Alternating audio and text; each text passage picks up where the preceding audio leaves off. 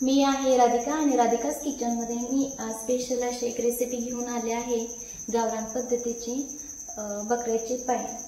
तर चला कसे बनवायचे बकऱ्याचे पाय एकदम इन्स्टंट कमी मसाल्यामध्ये आणि कमी वाटण्यामध्ये। चला तर मग वेळ न घालवता लगेचच आपण पाहूया सगळ्यांच्याच आवडीचे बकऱ्याचे पाय। नमस्कार सर्वांना, राधिकास किचनमध्ये आपल्या सर्वांचे मनपूर्वक स्वागत आहे। तसेच जर तुम्हाला राधिकास किचनचे व्हिडिओ आवडत असेल तर व्हिडिओला लाईक करा, चॅनलला सबस्क्राइब करा, शेअर करा आणि कमेंट्स करायला विसरू नका। त्याचबरोबर जर तुम्ही अजून राधिकास किचनला सबस्क्राइब केले नसेल तर सबस्क्राइब करा, म्हणजे रोज राधिका स्पेशल कुठली डिश घेऊन येते हे तुम्हाला लगेच समजेल। तर पहा, इथे बकऱ्याचे पाय स्वच्छ भाजून स्वच्छ धुवून घेतले आहेत। तिथे मी कोथिंबीर, कांदा, आलं, लसूण घेतला आहे, टोमॅटो, इथे एक उभा कांदा कट करून घेतला आहे मी। तिथे घरचा लाल तिखट मसाला, गरजेनुसार मीठ, हळद, जिरे आणि राधिकास किचनचा स्पेशल गरम मसाला। चला तर मग लगेचच आपण कृतीला सुरुवात करूया। तर इथे आपण हे वाटून घेणार आहे। आलं, लसूण, कोथिंबीर, कांदा आणि टोमॅटो बारीक पेस्ट करून घेणार आहे। तर पहा, इथे मी कुकरमध्ये तेल घालून घेतलं आहे। आधी सुरुवातीला कमीच तेल घालून घ्यायचं आहे आपल्याला। इथे तेल तापलं का चेक करूया, थोडीशी जिरे टाकून तापायला सुरू आहे ते। तर थोडीशी इथे जिरे घालून घेऊया आणि जिरा आता व्यवस्थित भाजली की त्यामध्ये एक कांदा उभा कट केलेला आता हे व्यवस्थित मिक्स करून घेऊया।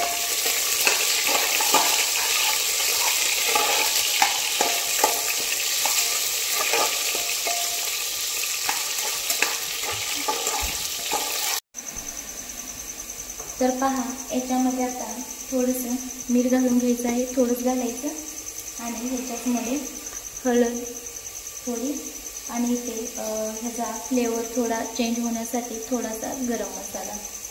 आता हे सगळं व्यवस्थित मिक्स करून घ्यायचं आहे। आता इथे गरम मसाल्याऐवजी तुम्ही खडे मसाले घालू शकता, काहीच हरकत नाही।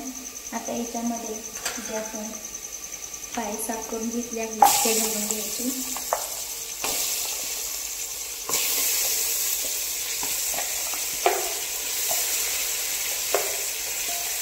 हे खूपच शरीरासाठी पौष्टिक आहे, कॅल्शियमयुक्त आहे। हे लहान मुलांना, आजारी माणसांना सगळ्यांनीच खरंच खायचे। आता हे व्यवस्थित मिक्स करून घ्यायचं।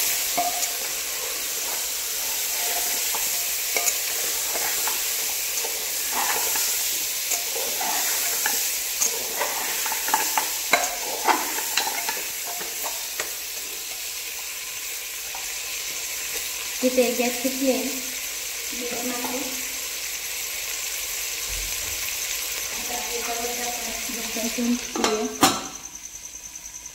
इथे आपल्याला झाकण 5 ते 6 मिनिटांसाठी ठेवून द्यायचं आहे।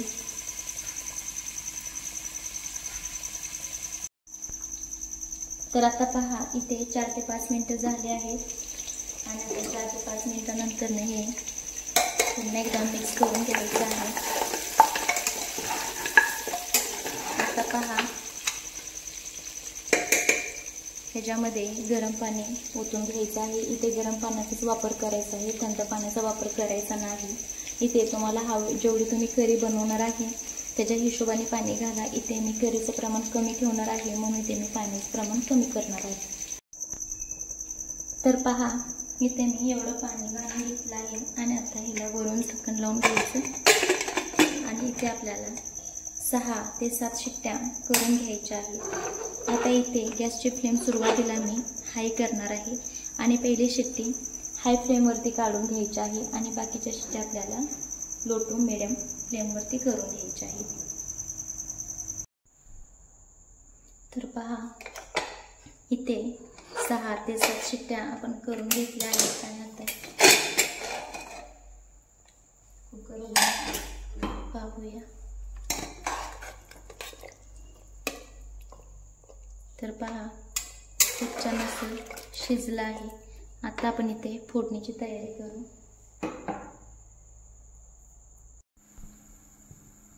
तर पहा, इथं आता फोडणी घालण्यासाठी आपण कढई ठेवली आहे आणि त्याच्यामध्ये जिरे तेल टाकलं आहे आणि आता त्याच्यामध्ये आपण वाटून घेतलेला तो मसाला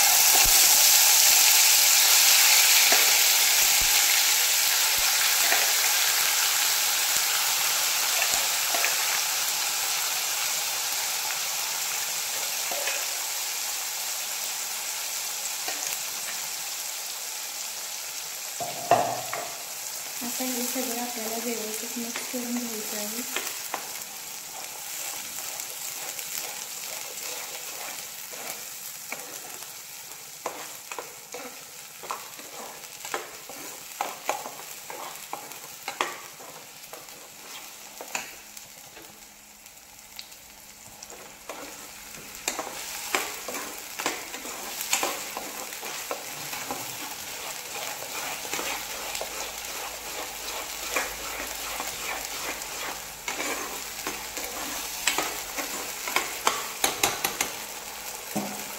आता इथे मसाला आपण 2 ते 3 मिनिटं भाजून घेऊया.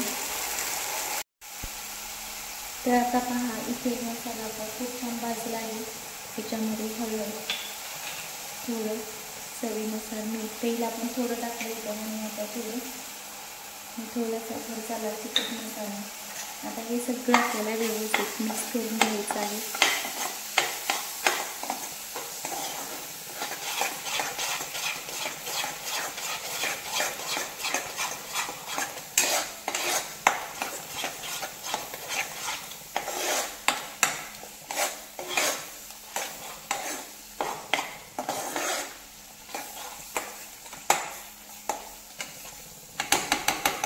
पहा, या पद्धतीमध्ये आपण बकऱ्याच्या पायाचा एकदम छान असा झणझणीत करी तयार करतो.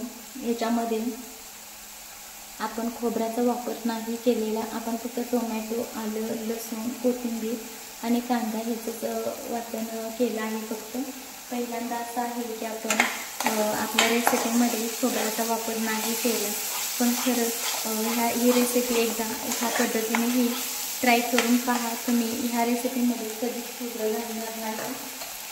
आता इथे पहा, 2 मिनिटं आपण असंच परतवून घेणार आहे. तर आता पहा, इथे मसाल्याने तेल सोडलं आहे. आता आपण ह्याच्यामध्ये घालून घेऊया मगाशी आपण शिजवून घेतलं होतं ते.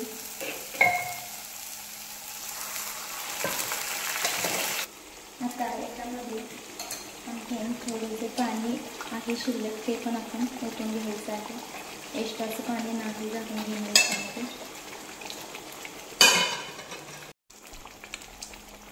आता हे सगळं व्यवस्थित मिक्स करून घ्यायचं आहे.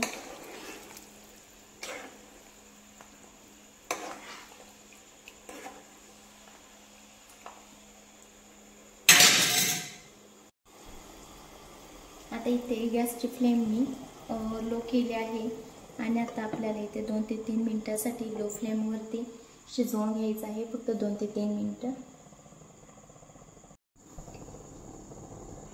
आता पहा, इथे 2 ते 3 मिनिटं झाले आहेत आणि खूप छान अशी उकळी आली आहे.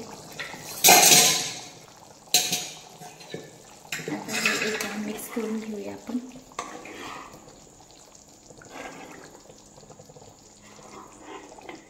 पहा, किती छान अशी करी तयार झाली आहे.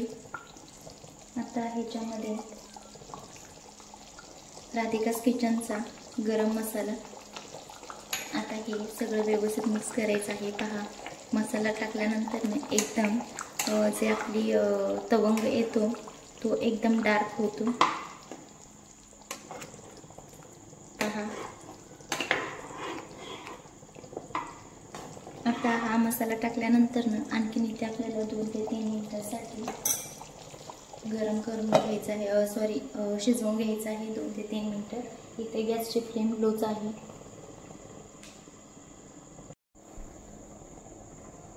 तर पहा, इथेही 2 ते 3 मिनिटं झाली. आता हे सगळं व्यवस्थित मिक्स करून घेऊया. किती सुंदर अशी करी तयार झाली पहा. आता ह्याच्यावरती वरून इथे गॅसची मी फ्लेम बंद करत आहे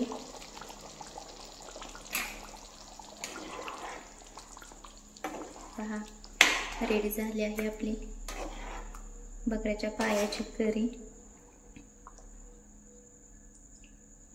आता याला वरून हवी तेवढी कोथिंबीर घाला आणि खाण्यासाठी तयार आहे आपली गावरान झणझणीत पद्धतीची बकऱ्याच्या पायाची करी।